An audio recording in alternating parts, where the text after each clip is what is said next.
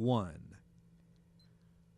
Welcome back, everybody. The program is This Week in America. Our first guest on the program, as I mentioned, is Corinne Cheatham. She's the author of the book She Doesn't Look Deaf, which examines the emotions and struggles a parent goes through while raising a deaf child. Corinne, thank you so much for joining us on the program. Well, thank you for having me. It's really a topic that needs to be addressed, and I know when you went through it, there really weren't a whole lot of places to turn. You not only are telling everybody about your experiences through the book She Doesn't Look Deaf, but it's there as a reference point for other families that may be listening to the program and going through this. Let's start talking about when your daughter was born, how this whole happened when you first found out that she was deaf. Well, when she was born in the state of Louisiana, she was born premature, and they had in place a law that tested newborns' hearing before they left the hospital. So we kind of had an idea when she was in the hospital and had her hearing tested that she was probably deaf, but I wasn't quite going to accept it until I got an official diagnosis from an audiologist after we got home. So you talk in the book, She Doesn't Look Deaf, the stages you went through, the denial, which you mentioned, anger, and acceptance. First of all, with the denial, how long did that take for you and your husband to really fully understand she is deaf? Well, I think for myself, I tried to go through the process quickly because being a nurse, it was a little easier to understand that, she was deaf, but she didn't have any other medical conditions, so I was relieved. And so I think the denial process for me was pretty quick because I said, well, let's move on and let's kind of find out what we can do now because it doesn't help anybody to make the whole process any longer.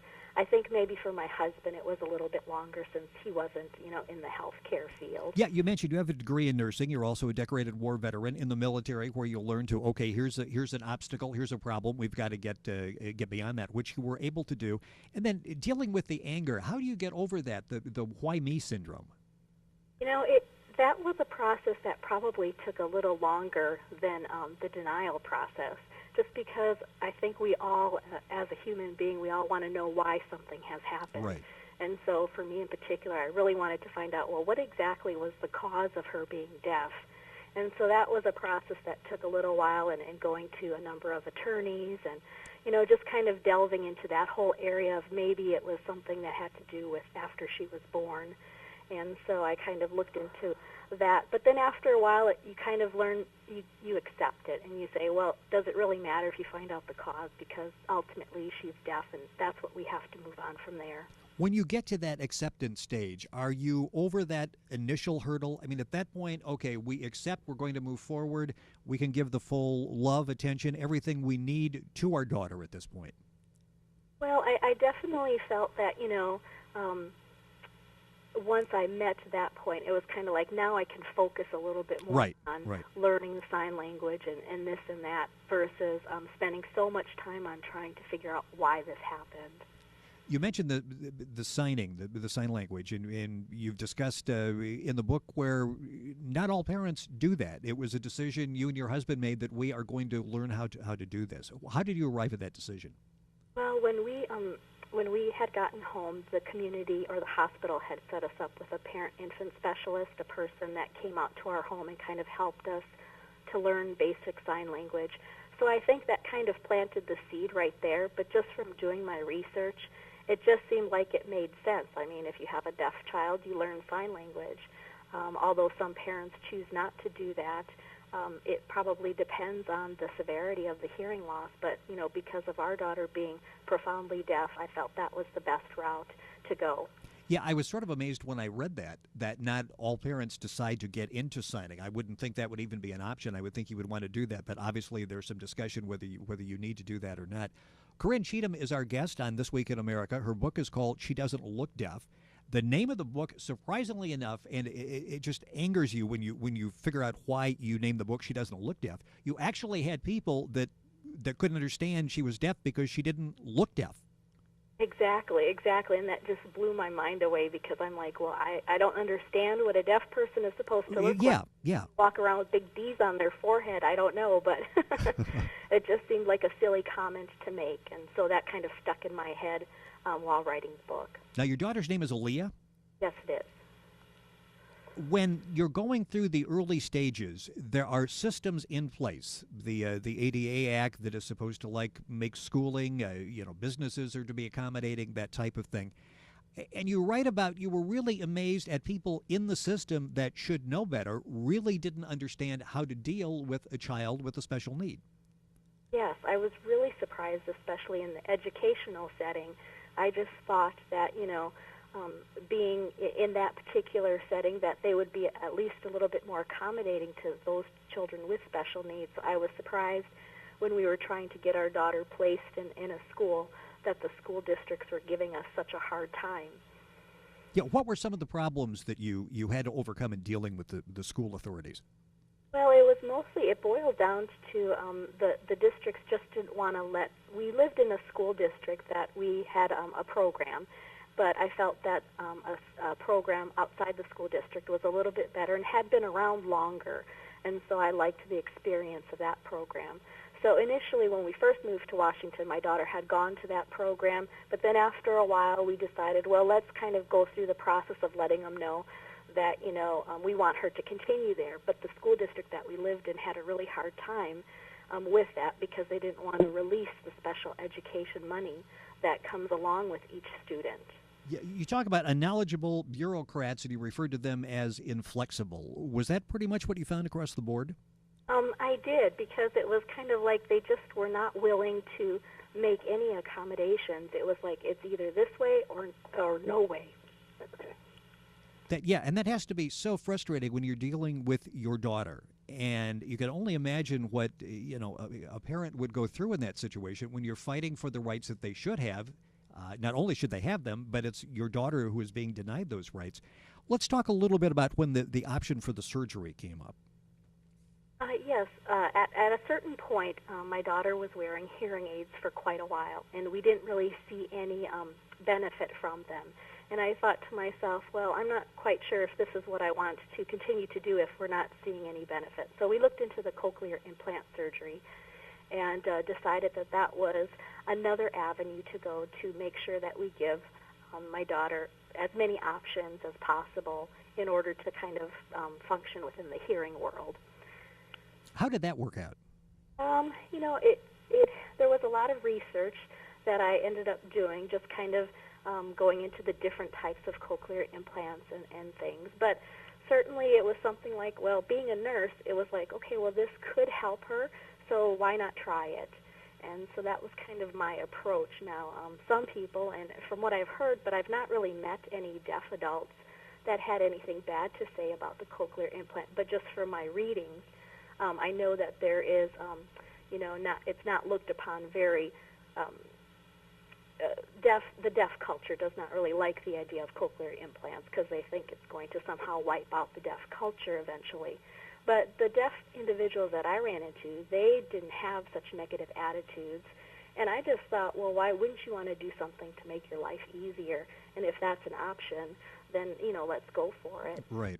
I had a friend years ago who had a daughter who suffered, had a sickness of some type. I forget now exactly what it was, but lost her hearing. And they were really excited about the implants and probably went in with their expectations way too high. And they were really somewhat disappointed. I guess they felt that her total hearing would be restored, and that wasn't the case. It sounds like with the research you did, when you went in, you had very realistic expectations for what to expect.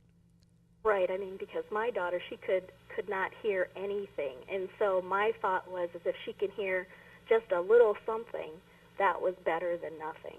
So I wasn't expecting her to hear every single thing that we can hear, but just a little bit would be, better. And so I was quite pleased, actually, throughout the years to see that she actually could hear very well with the implant. The speech part of it, learning how to talk and stuff, has been kind of a lengthy process. But I guess from what I understand, that can take many years. So I'm just kind of hoping that things will speed up here as she gets older. Right, and we're hoping with you. Corinne Cheatham is our guest on the program. The program is This Week in America. She's written the book, She Doesn't Look Deaf. Her website is shedoesn'tlookdeaf.com. you can go to our website, which is thisweekinamerica.us, and you can link on to that. A lot of information in there. She talks about the obstacles. Corinne talks about the obstacles that she went through. In fact, you talk about obstacles encountered and still encountering. You still, and Aaliyah is what, in the 5th grade now? She is, yes. Still going through some difficulties?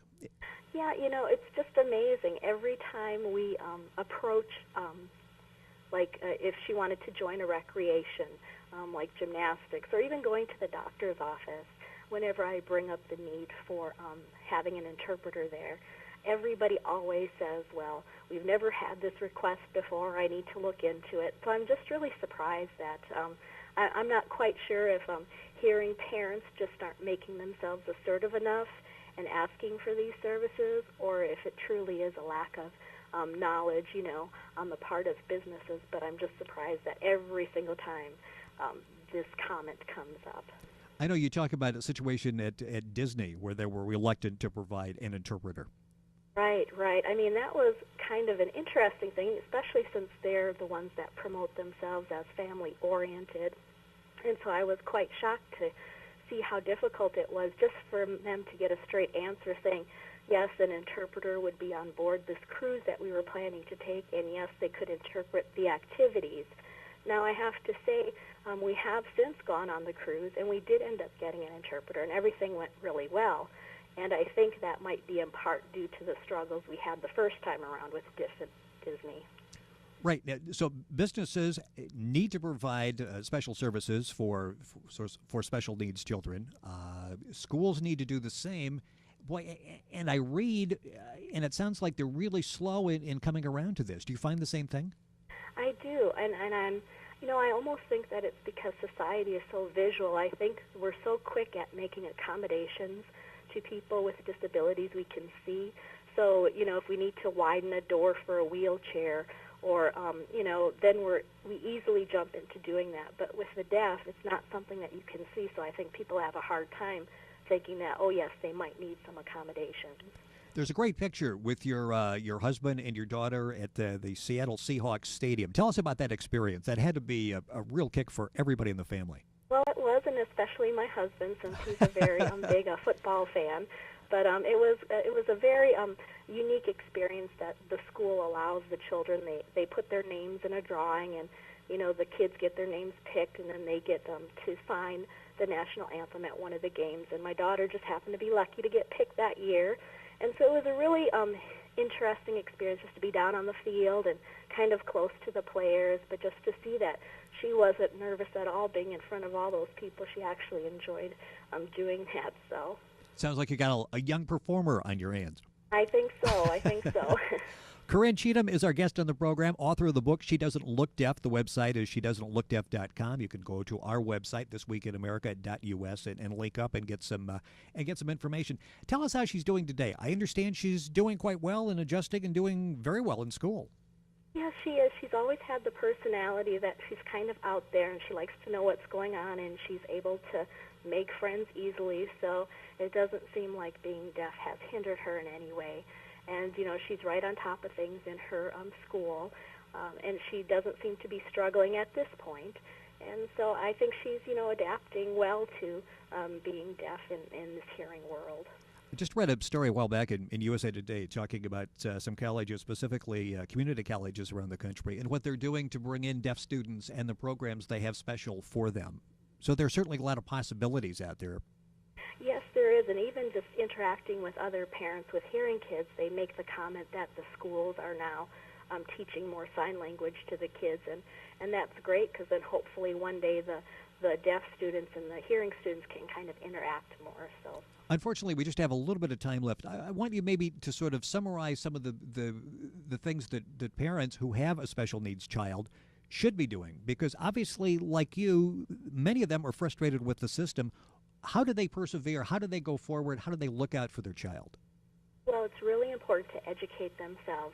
So whether or not be contacting, an organization specific to that disability, or even your doctor's office, they might have some resources but it's definitely helpful just to get out there and educate yourself so you can then kind of empower yourself to be a stronger advocate for your child. You mentioned the medical community. How receptive are they? I mean, what type of guidance did they give you through this process? Well, I was pretty lucky because my daughter was born within the military setting, and they seemed just really on top of things, like, okay, well, now this is what we need to do, and this is where you need to go. And so I really never had, the sense where, okay, now I have to figure out what do we got to do now. So it was really helpful being in that system. But I have run across families that aren't in the military system, and it just seems like the parents are like, well, I think there might be something wrong, and their doctors are saying, oh, well, let's give it some time and watch it. So I'm just kind of surprised at sometimes the lack of assertiveness that the doctors do take to kind of try to find out what's going on. And I guess a message you would leave for everybody is to be assertive. It's your child, fight for the rights they have. The book is She Doesn't Look Deaf. Corinne Cheatham has been our guest on the program. Corinne, thank you so much for joining us. Very informative. Thank you. Thank you so much for having me. You're most welcome. We'll be right back on This Week in America.